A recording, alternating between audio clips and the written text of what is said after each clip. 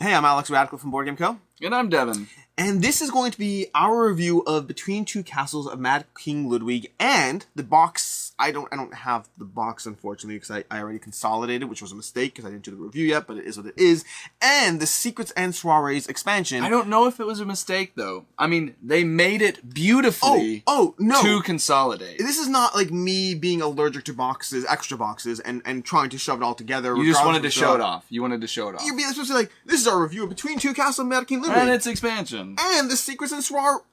Soirees. Nothing here. There's nothing here. So we are reviewing both at the same time in this expansion. I never actually played the original Between Two Castles until the Secrets and Soirees expansions came out. For context, have you played Between Two Castles? Are you talking about the Bezier Games ones? Yeah. I have not. Have you played Castles of Mad King Ludwig? No, this was my first introduction to both worlds.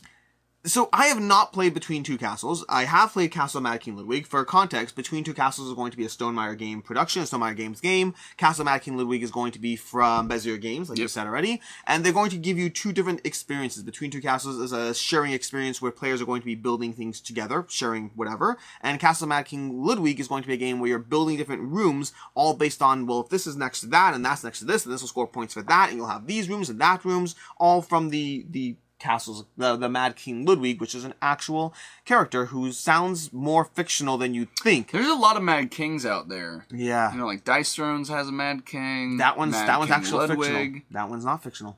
Is this supposed to be, that's real? Mad King Ludwig and his castles that he kept on building, crazy castles with crazy configurations, that's a real thing. Oh. The more you know. Yeah, so, and then this game, Between Two Castles of Mad King Ludwig, which we're finally getting to talk about right now, is going to be where they basically said, hey, we have these two games, why don't we, make the little third game that's kind of the same of them. That's this game. That was eloquent. That's beautiful. That was eloquent. Beautifully spoken. Beautifully. That's going to be the marketing quote. Yeah, quote. Things of games that are kind of the same. So let's go ahead and get into this one, because this is the game we're reviewing after all. Devin, you have the timer? Oh, we're doing the timer. We're doing the timer. 1 moment. Stopwatch, reset. And Devin, 3, 2, 1, go. Ooh, Castles Mad King Ludwig. Between Two Castles Mad King Ludwig is a cooperative tile drafting, tile laying, castle building game.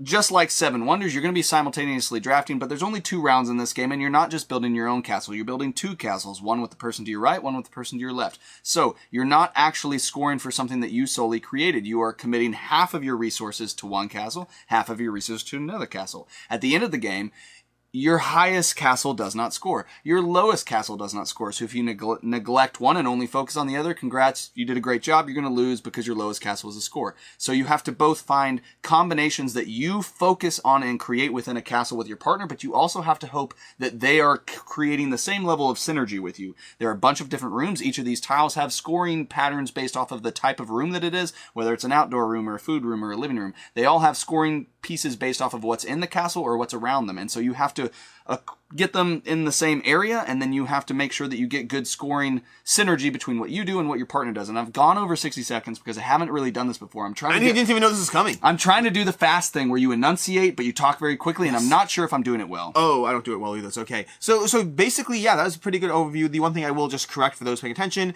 you said your highest castle does not score and your lowest castle does not score. Your lowest castle is the one that scores. Did I say does not twice? I didn't want to mess you up. You got me so flustered. It's all good. It's unprepared. But you covered it well. It's going to be a drafting game. You're going to draft 9 tiles. Every player is going to take those 2 tiles, putting them one into one castle, one into the other castle. Each tile has a scoring configuration on it, and at the end of the game, your lowest scoring castle wins, which means you want to be well balanced in the way you handle the game.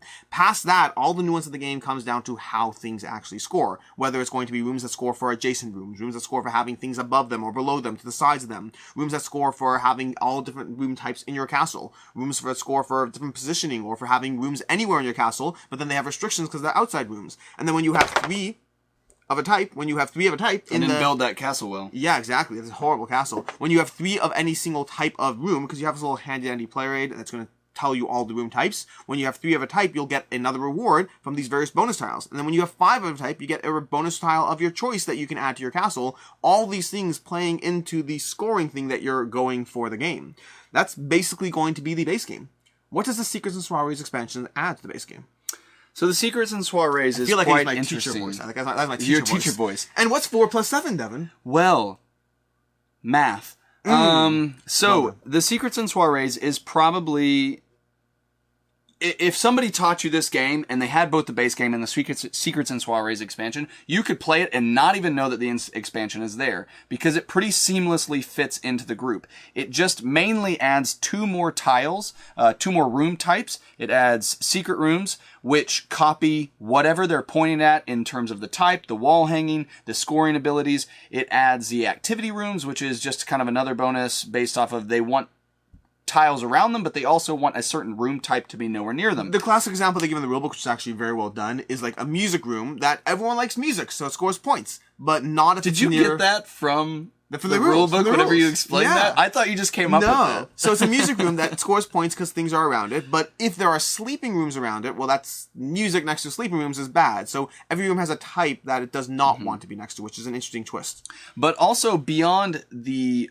two room tiles. types, there's also an additional ballroom, which creates even more kind of like interaction or curiosity as a group because it gives you scoring potentials based off of not is what's in your castle, but what's in your adjacent castles. So it gives you a little bit of control because one of those 2 adjacent castles is another castle that you're partly building. Yeah. So it does a very interesting job of creating new tiles, but it also introduces new modes of play. It introduces the automa play. So if you want, this is normally 2 to 7, and then I believe once you have to add Secrets and Soirees, it adds it up to 1 to 8. Yeah. And so it gives you solo play with the automa system, which if you're familiar with any Stonemaier games, the automa system is what they do for all solo play.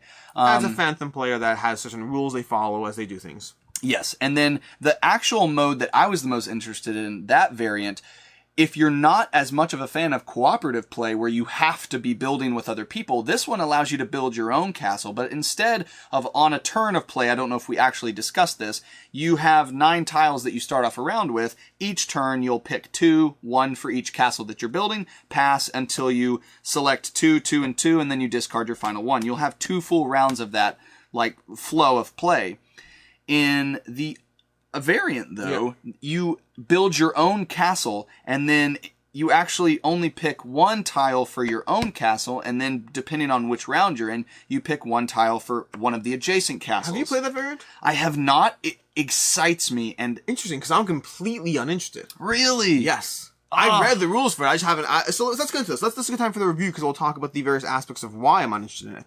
So let's go into what we liked about this game. What I like about this game is not really, not solely what it does for me as a board game player. Sure. I love the potential of it for all of the different groups of people that this could engage. Okay. To me, this would be one of my go-to games for like Seven Wonders or types of games that you are trying to introduce to people who may not be as deeply embedded in the hobby and have like a glut of experience to draw from when learning something, because it allows a little bit of hand-holding in terms of you can always have somebody who's helping you build a castle, but it doesn't quarterback like a game like Pandemic could possibly do, where you're essentially just telling them what to do because it's cooperative. Yeah, and you can't plan things. You can pick your tiles, and then you can discuss. Okay, I pick this, you pick that. There's not a lot of like, well, do you have any underground tiles? Grab Pick those. pick Yeah, those. yeah. None because of that. it's only revealed after you've picked it, so you can have some discussion once the reveal happens. But they do have to do their own work. But it's not so overwhelming and there's not such a high cognitive load that they're just like freaking out or paralyzed. So I like that it's incredibly accessible. I also like that it's wonderfully scalable in terms of player count, because there's not actually extra time that's added with extra players, because you're always only helping the player on your right, the player on your left. So if there's 4 players, you're still working with just those 2. If there's 8 players, you're still working with just those 2. So you can bring this out for so many potential audiences. Yeah, like Seven Wonders, any games in these veins, the extra players only ever add the downtime of the slowest player. So moving from a 3-player game to a 7-player game might make it go from a 45-minute experience to like a 52-minute experience. It's not going to be a drastic shift, just occasionally that slower turn because the odds are someone will add a few minutes here, a few minutes there. But it really does scale well, both in terms of the accessibility, the lack of complexity, you're not adding any extra complexity, you're still just playing with left and right, and the general downtime of the game. Myself, I generally agree with those offhand. This is going to be one that it is going to be compared to Seven Wonders to me, at least in my collection, whereas I would say the basic way I'd put it is I actually prefer the gameplay of Seven Wonders more. I prefer the puzzle of what I'm doing in Seven Wonders, because this game, we'll talk more on what I don't like, but a lot of this game comes down to, well, this give me 2 points, that will give me 1 point, and Seven Wonders has this exact same thing, but it's more nuanced in my opinion in the way it addresses that puzzle of where your points come from. Okay, between Two Castles, Mad King, and Ludwig, I think is a little bit more 3 points here, 4 points here, 2 points here. I'll take the thing that gives me 4 points, but it does add the cooperative element to the game. It has that element of 2 players working together where I'm like, Devin, just let's build this. Oh, you got that tile, yay! Yeah. There is that feeling of teamwork that is fun in cooperative experiences, but yet it's still a competitive game because I'm not winning with Devin. Odds are. People always think there'll be ties. I have not had a single tie. I haven't had a tie in like 6 games. Yeah, I've had ties for losing, but not ties for winning. And so it's one where you are actually trying to win on your own while enjoying the teamwork aspect of the game. And going back to that accessibility range you said, that the same reason why it's a little bit less to me gameplay-wise than Seven Wonders in terms of the nuance of where your points are coming from, also makes it more accessible. Seven Wonders, you kind of have to get a feel for various things that are going on in the scoring. This game, you can really get it up and running and teaching. You teach the core gameplay in like 2 minutes. And then from there, you spend like 5 minutes going over the play rate. Amazing play rates, by the way. It's a great play rate. Amazing play rates in Stormbringer games. But you're going to go ahead and go over the rooms in the play rates and be like, and this room scores that way, that room scores that way. Let's just go over it. And they'll forget it all 2 minutes after you said it. And then they'll read the tile, and it says so on the tile, and between that and the player aid, and the visualization of what you get for each bonus tile when you get 3 of a type, it's really, really easy to pick up and play. And also, like, you touched upon this already as well, but if you have a player group of, like, let's say, 2 people who've played the game, you can play up to, like, 6 people, and you'll always still have people involved in someone of the 2 people's castles. I think the math works. At least 5. I know we've done that. But you can kind of split up the player group so someone's always there to help out in terms of being someone who's played the game before. Yeah.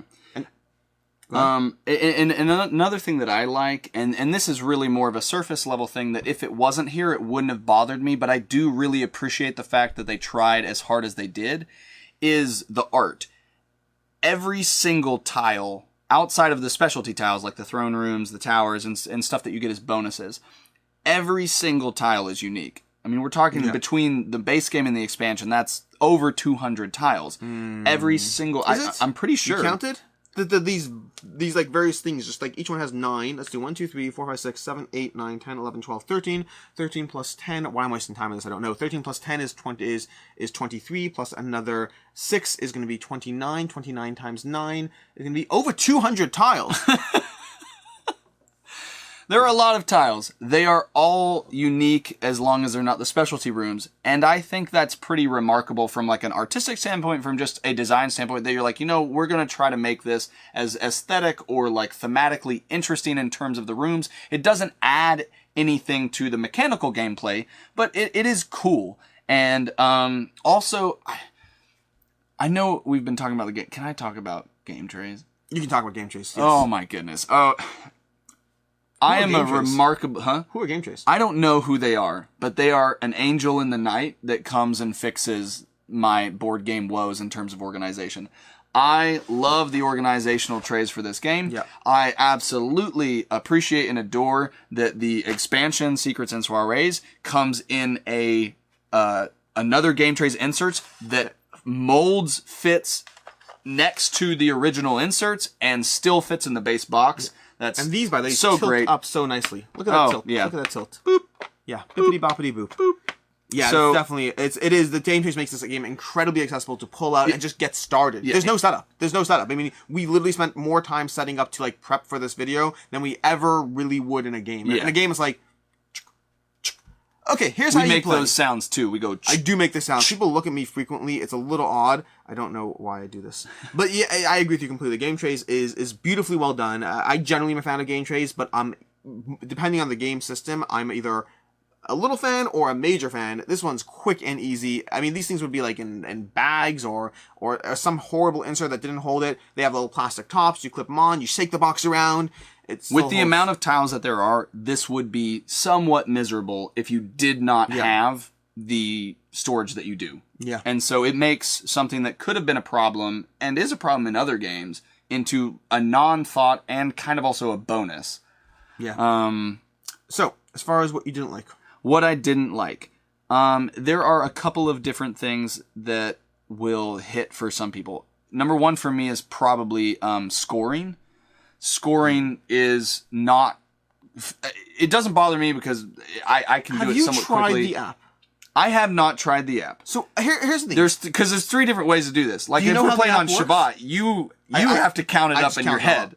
But have you tried? Do you know what the app does? No. Because does it take a picture of it or something? I was wondering. So we have no context here, but what we do know is the scoring is a mess. Like you said already, you have to go through like every single room and add it all up. There's a handy dandy little player pad here you can use. That seems great, totally fine. They say in the rulebook, hey, try out in the expansion for the Secrets and Soirees expansions. They recommend try this app. Try it. And I haven't downloaded it yet, but I imagine it takes a picture because if it just does this, what do you need? What's the big value deal of it? Yeah. So if they went to the point of recommending the app in the rulebook, I have to imagine. Let us know in the comments down below if I don't. If you've used already. it, please tell us, because no matter the app may do it differently, but if you're doing it in your head or you're doing it on paper, that is one of the only things. Is like once you finish, there is this significant downtime between players' excitement in finishing their project and then waiting to hear what happens. Because, like, especially if you have higher player counts,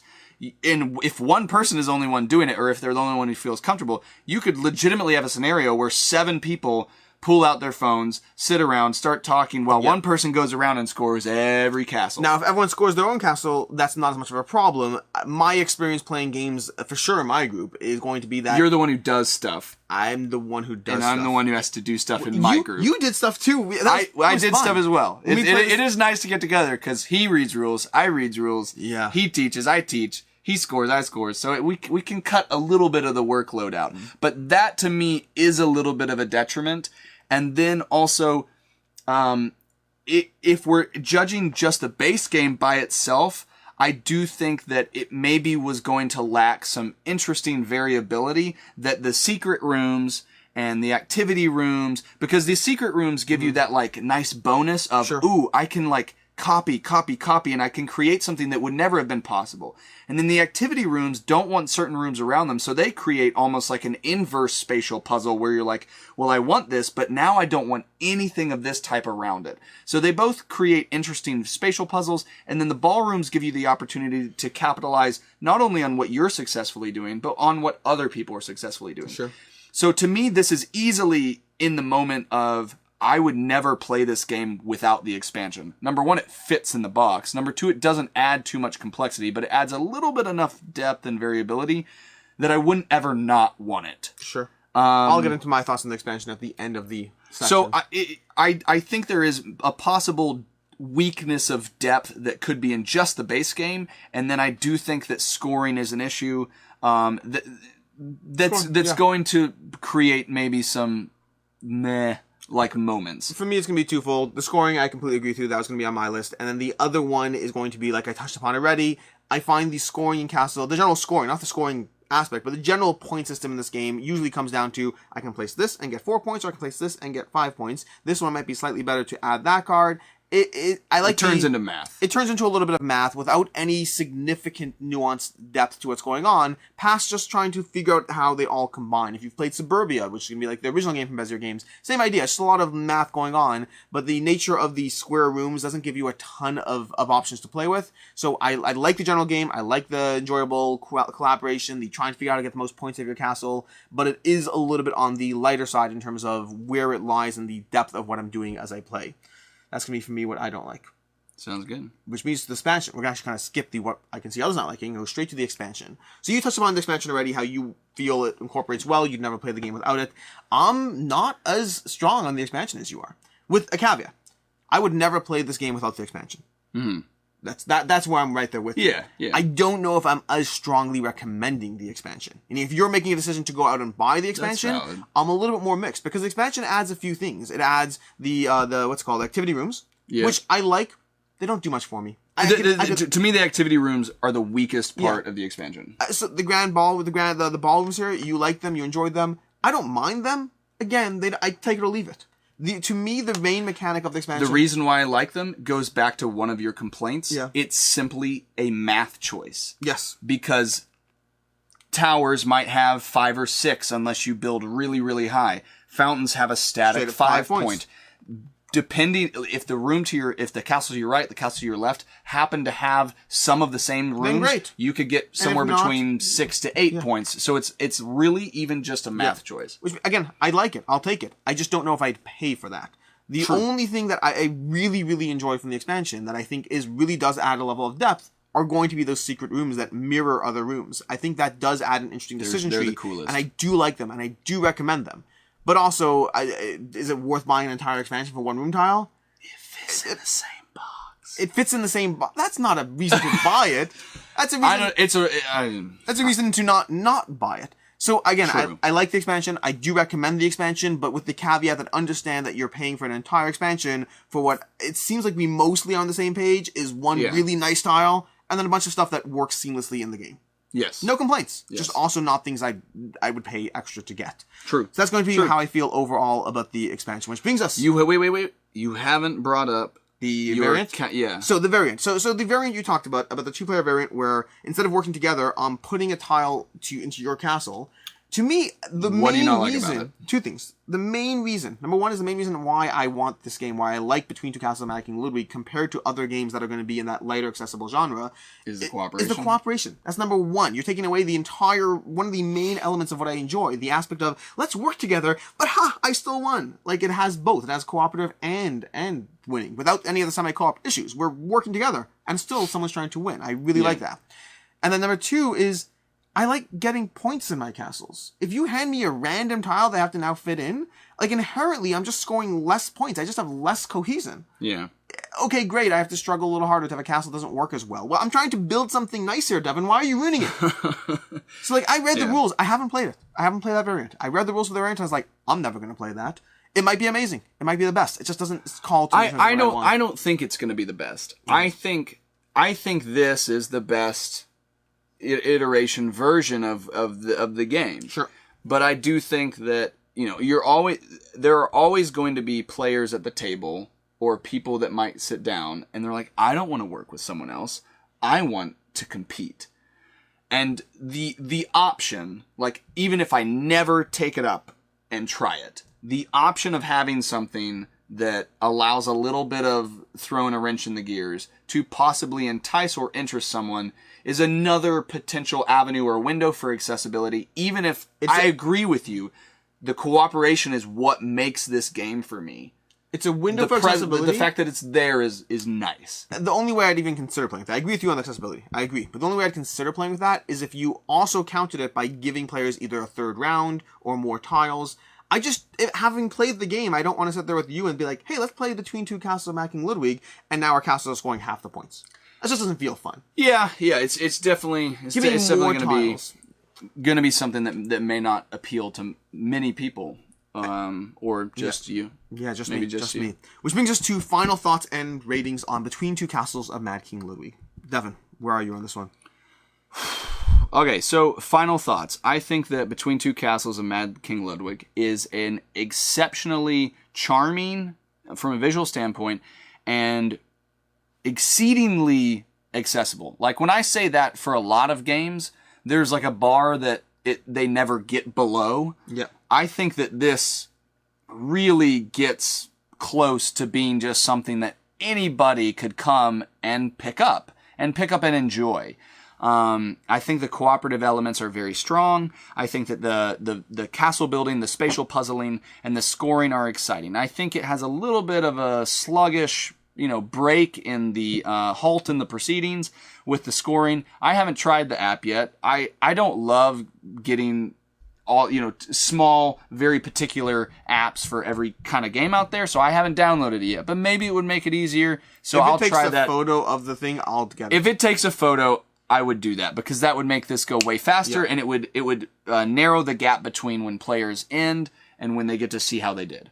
So I love how, by the way, that people who haven't used the app, this might be a really, really good app, and now we've set expectations that if it doesn't take a photo, it's basically a disappointment. It could be a remarkably well-coded app, and if it doesn't photo synthesize the entire thing, we're going to be upset. Again,